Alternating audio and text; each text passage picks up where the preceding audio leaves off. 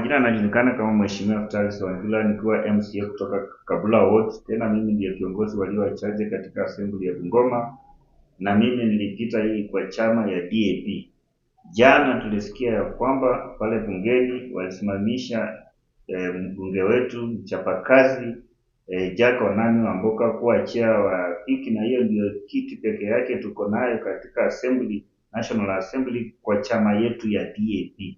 Na mimi nataka niseme kwamba hiyo ni vile ako anatafutwa na serikali kwa sababu ya msimamo wa Mboka ako nayo, na kile kitu tu haswa imefanya hii nafasi inachukuliwa kutoka kwake ni kwa sababu alisimama na wananchi na akateta na akasema mambo ya finance bill, akasema hii inakuja kuumiza mtu wa kawaida, mtu wa chini akoma mwananchi anaenda kuumia kwa sababu hiyo finance bill.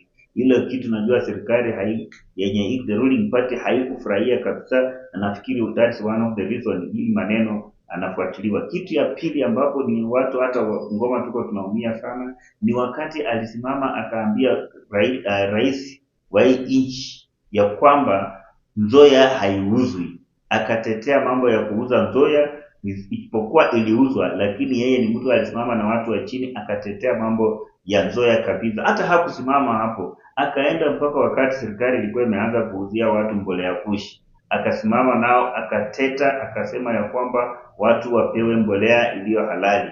Na mimi najua kupitia kwa hiyo maneno yote ndio maana huyu mbunge wetu anafuatilia kile kitu. Naomba uchunguzi yenye tafanywa ambapo najua haina ushahidi.